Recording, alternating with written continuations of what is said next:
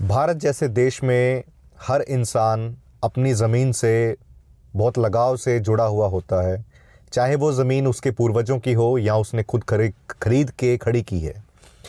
ऐसे में अगर सरकार वो ज़मीन एक्वायर कर ले, अपने कब्जे में ले ले और उस ज़मीन पे घर बना के गरीबों में या दलित्स में बांट दे, आपके भाइयों में, तो आपको कैसा लगेगा? और क्या आप वो ज़मीन देने से मना कर सकते हैं?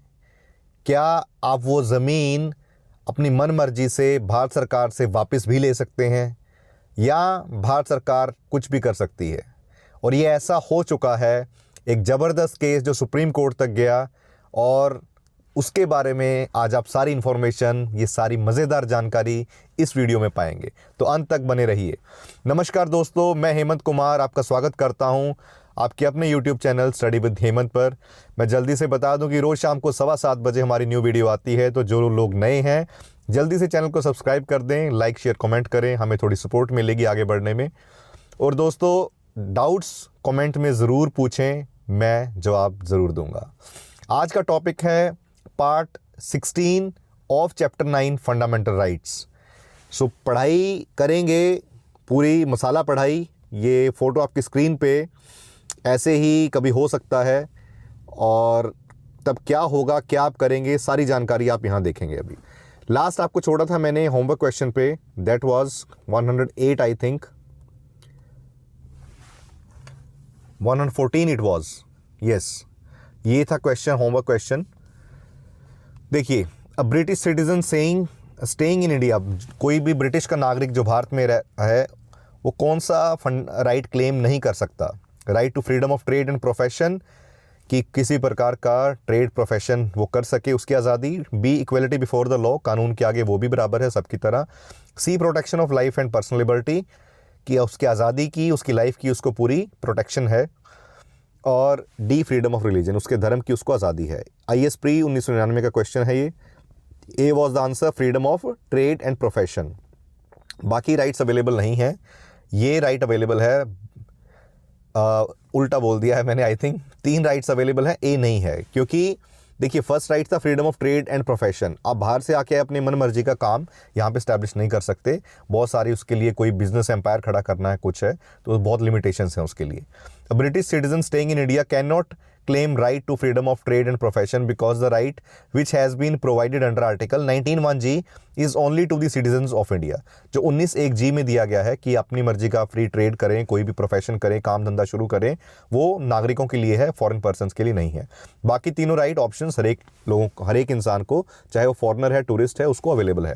इक्वलिटी बिफोर लॉ, जैसा मैंने पहले बताया, कानून के आगे सब बराबर हैं। राइट टू लाइफ है, उनकी लाइफ पूरी प्रोटेक्टेड है यहाँ पे, उनकी आज़ादी प्रोटेक्टेड है। उनका धर्म, वो आके अपने धर्म की, जैसे यहाँ पे चाहे कोई क्रिश्चियंस हैं, मैक्सिमम वहाँ पे जो ब्रिटिश हैं वो क्रिश्चियंस हैं, तो अगर वो आके अपने धर्म को प्रोपेगेट कर रहे हैं, उसकी भी आज़ादी है यहाँ पे। आगे चलते हैं दोस्तों, question number 115 and first one of our this session, which of the following has been recognised as a fundamental rights by Supreme Court of India. नीचे दिए गए राइट्स में से कौन सा as a fundamental rights recognise किया गया है सुप्रीम कोर्ट के द्वारा? 1, right to shelter. B, right to travel abroad. Right to shelter मतलब आपके सर पे छत हो, क्या वो जस्ट एक छत हो, या घर हो, या फिर क्या हो? राइट टू शेल्टर, आपके पास अपना घर हो, एक छत हो। B, right to travel abroad. 3, right to equal pay for equal work, मतलब दो लोगों ने, चाहे वो मेल फीमेल है या मेल मेल है, अगर उन्होंने बराबर काम किया है तो बराबर उनको पैसे मिले, पेमेंट मिले। तो क्या ये भी फंडामेंटल राइट है? Let's see. ये ऑप्शंस दी गई हैं आपके सामने, A 1 and 2, B 2 and 3, C 1 and 3, D 1 2 3। UP PCS 1998 का क्वेश्चन था, एंड योर आंसर इज, तीनों के तीनों सही हैं, कि सारे के सारे सुप्रीम कोर्ट ने फंडामेंटल राइट ही कंसिडर किए हैं। In case of the Chameli Singh versus state of UP, the Supreme Court held that right to livelihood under article 21 also include right to shelter. यही वो ज़बरदस्त इंफॉर्मेशन थी, अभी हम जिसके बारे में बात करेंगे डिटेल में, जो मैंने बताया कि राइट टू शेल्टर, ये केस जो था चमेली Singh versus state of UP, ये गया था सुप्रीम कोर्ट तक। ये केस गया, लोअर कोर्ट में केस गया, और वो स्टेट के पक्ष में केस चला गया। चमेली सिंह, इनका एक प्लॉट था, एक बिजनौर जिला है यूपी में, वहाँ का बैरामपुर करके गांव है, तो वहाँ पे इनकी 5-6 बीघा ज़मीन थी करीब करीब। तो उस ज़मीन को सरकार ने एक्वायर किया और ये बोला कि भाई इस ज़मीन पे जो गरीब लोग हैं या दलित हैं उनको मकान दिए जाएंगे बना के, कि उनकी लाइफ बहुत पुअर कंडीशन में है तो वो भी एक ठीक ठाक जीवन जी सकें।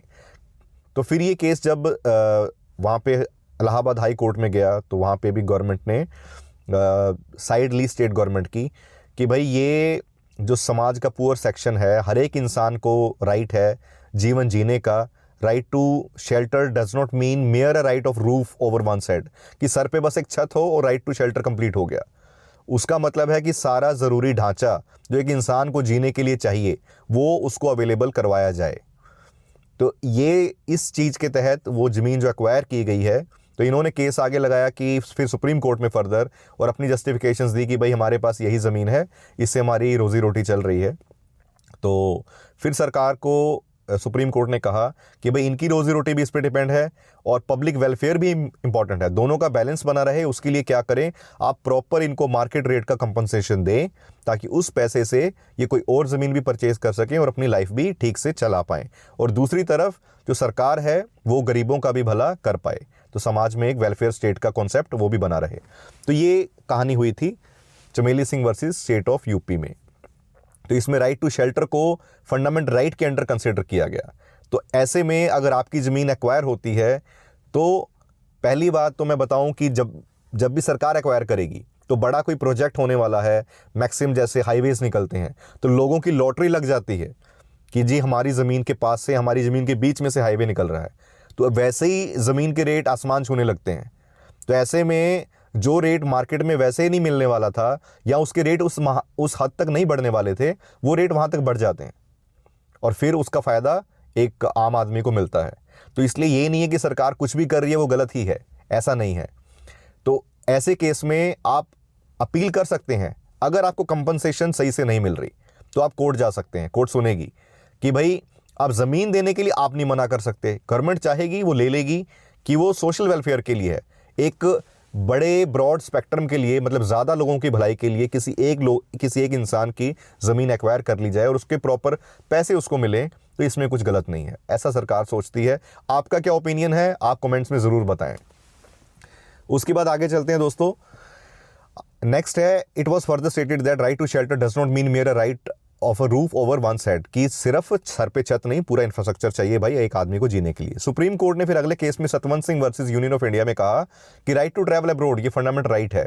पुरानी वीडियोस ध्यान से देख लें, बहुत मज़ेदार इंटरेस्टिंग केस मैंने बताया था, मानेका गांधी, इसी चैप्टर्स की जो वीडियोज़ हैं, आई थिंक 8th या 9th वीडियो है शायद, और 6th-7th में भी आप देख लें, सारी चीज़ें एक्सप्लेन हैं।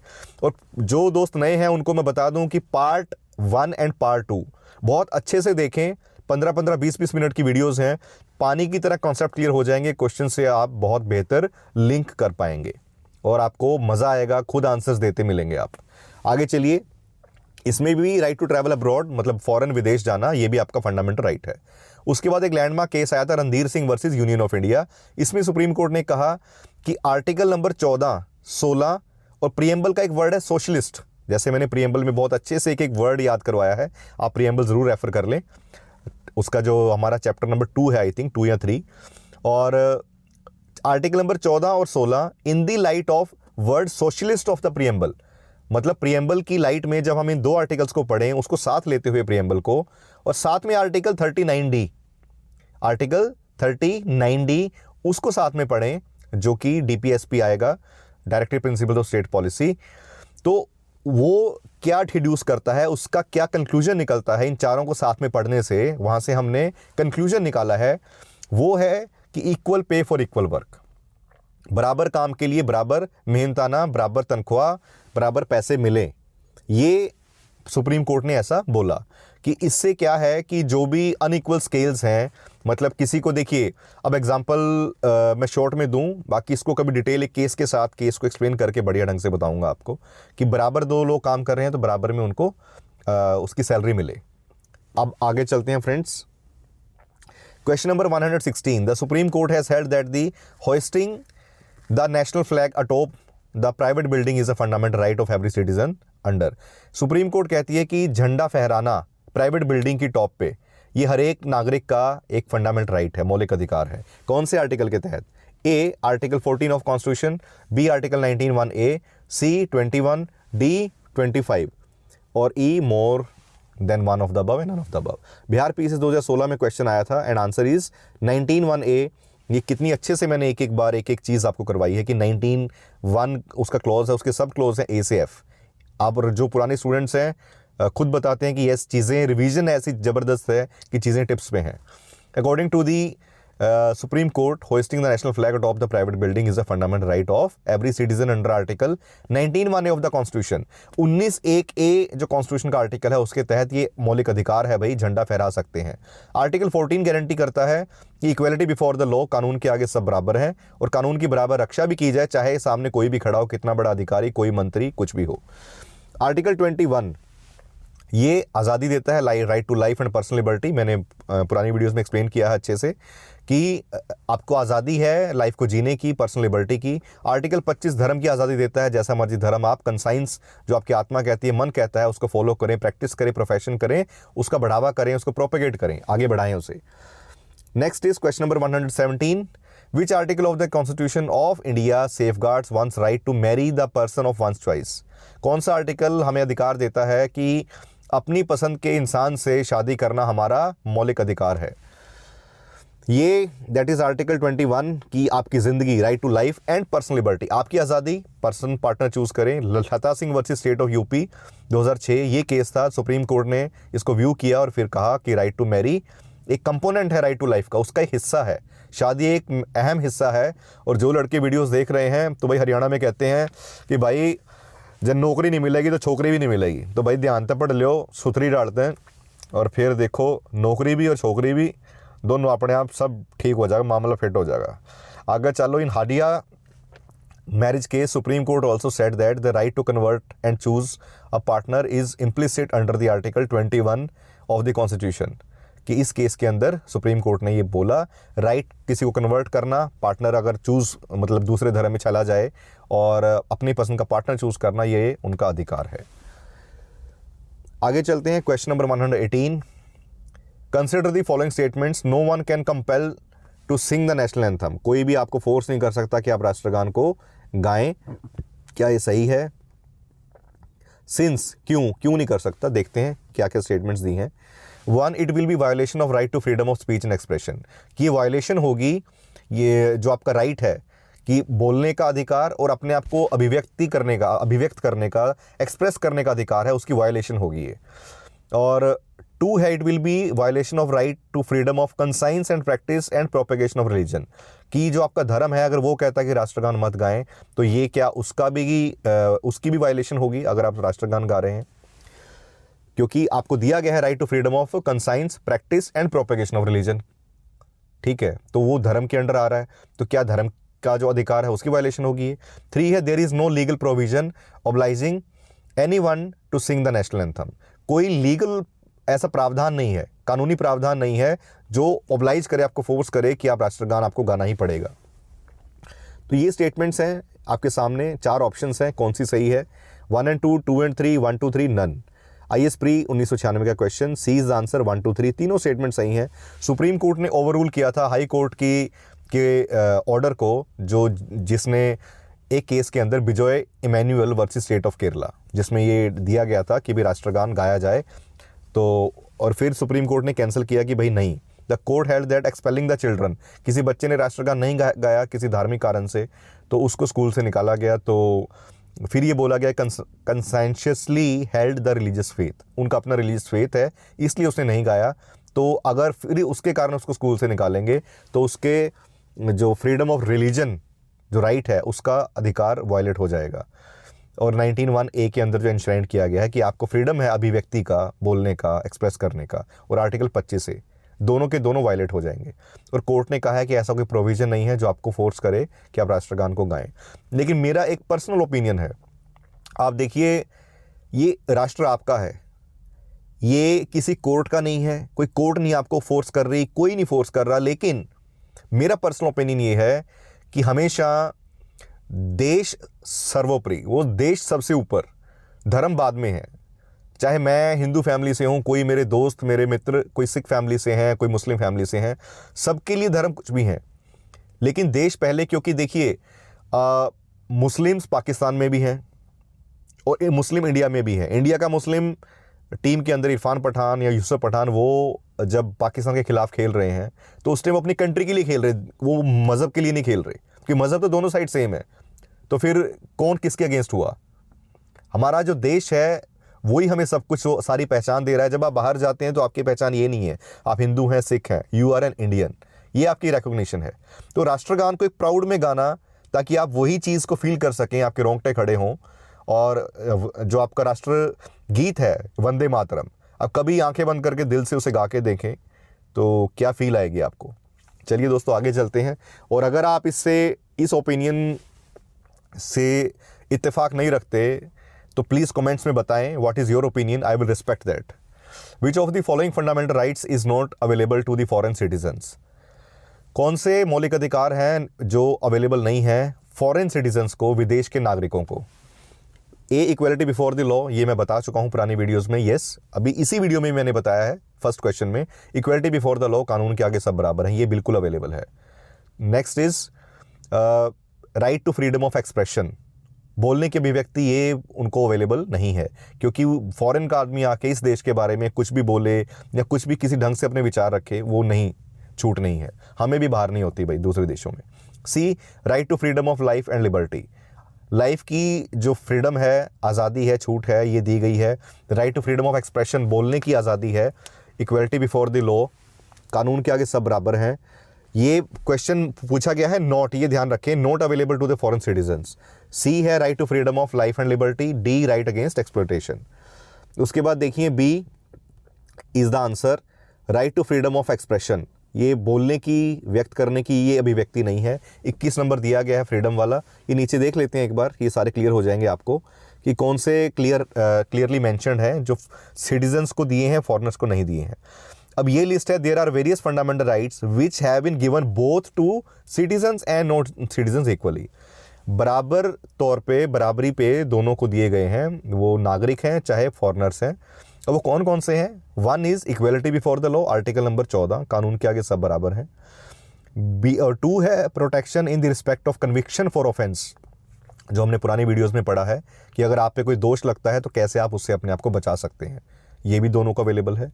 तीन, protection of life and liberty, आपकी लाइफ की छूट है, आपको प्रोटेक्शन है उसकी, और आपकी पर्सनल फ्रीडम की भी आपको आज़ादी है, लिबर्टी है आपके पास, 21 नंबर आर्टिकल। फोर्थ है right to education, 21A article के अंडर जो आता है कि आप, कोई फॉरेनर भी यहाँ पे आके एजुकेशन लेना चाहे ले सकता है। Right against the exploitation, 23 and 24, कि एक्सप्लॉयटेशन आपकी नहीं होगी, आप विदेशी हैं तो यहाँ के लोग लोकल आपको तंग करें, एक्सप्लॉयट करें, वो नहीं होगा। 6 है right to freedom of the religion, धर्म की आज़ादी, 25, 26, 27, 28। Whereas the provision related to the article 19A freedom of speech and expression is available only to the citizens of India. अब देखिए 14 से लेके 30 तक आर्टिकल जो मैं अच्छे से करवा चुका हूँ, इसमें से ये याद कर लें, ये आर्टिकल्स कॉमनली दोनों को दिए हैं। जो बच गए, जैसे 29 और 30 बच गया, 15, 16, 17 बच गए, तो ये 18 भी है, 15, 16, 17, 18 ये अवेलेबल नहीं है फॉरेनर्स के लिए। ऐसे आप आराम अच्छे से याद कर पाएंगे। आगे चलते हैं दोस्तों, question number 120, which of the following articles of the constitution of India is related to the equality before the law? कौन सा आर्टिकल है जो इक्वलिटी बिफोर द लॉ आपको प्रोवाइड करता है? आर्टिकल नंबर 14, जो अभी हमने इसके ऊपर ही पढ़ा है, अभी article 14, equality before the law and equal protection of the law. Question number 121, which of the following rights are not available to all persons in India? कौन से राइट्स हैं जो सारे लोग हैं जो भारत में, उनको अवेलेबल नहीं है? ऑप्शन 1, ये हैं 4 ऑप्शन स्टेटमेंट्स दी गई हैं। Equality before the law, 2 right against discrimination, भेदभाव ना हो आपके खिलाफ, 3 freedom to move freely throughout the country, पूरे देश में कहीं भी आ जा सकते हैं, 4 right to contest election, election लड़ने का अधिकार। तो सबको अवेलेबल जो नहीं है, लेट्स सी, ये ऑप्शंस हैं 134, 124, 123, 234।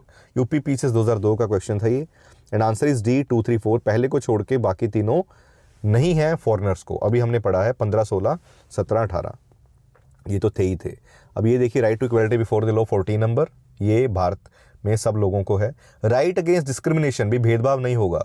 15 नंबर 16 17, 15 16 17 ऑलरेडी मैंने एक्सप्लेन किया है अच्छे से, बहुत डिटेल में, पुरानी वीडियो जरूर देखें। Right to move freely throughout the territory of India 19(1)(d).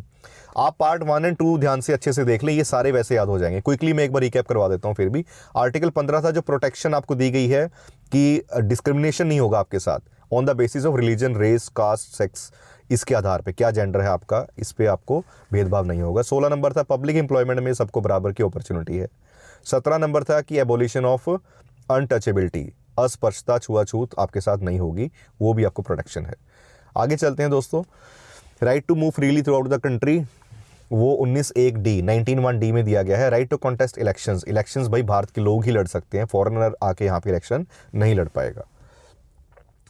122 number question, which of the following rights conferred by the constitution of India is available to the non citizens. जो non citizens को rights दिए गए हैं वो कौन से हैं?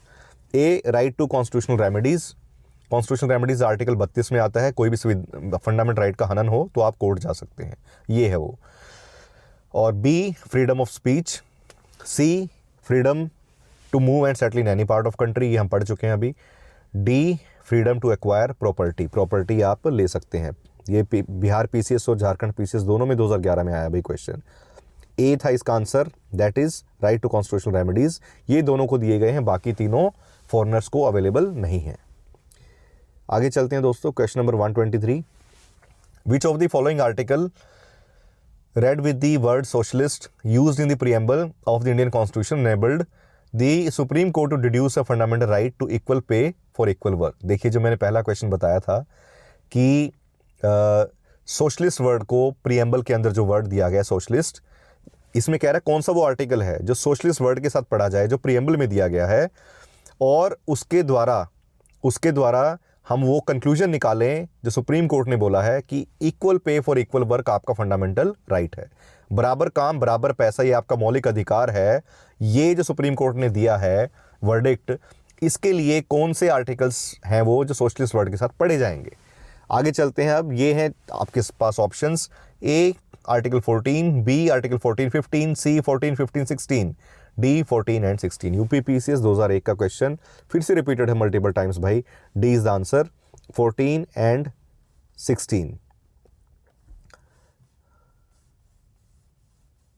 ये देखें आप, जो ऊपर हमने पढ़ा था इसी वीडियो में कि लैंडमार्क केस जो आया था Randhir Singh versus union of India, supreme Court ने बोला है 14 और 16 नंबर आर्टिकल, साथ में आर्टिकल नंबर 39D, ये तीनों आर्टिकल पढ़े जाएंगे with the socialist word of preamble. Preamble का सोशलिस्ट वर्ड और ये 3 आर्टिकल, इनको चारों को मिला के जो कंक्लूजन निकलता है वो है equal pay for equal work. यहां से कंक्लूजन निकाला गया है।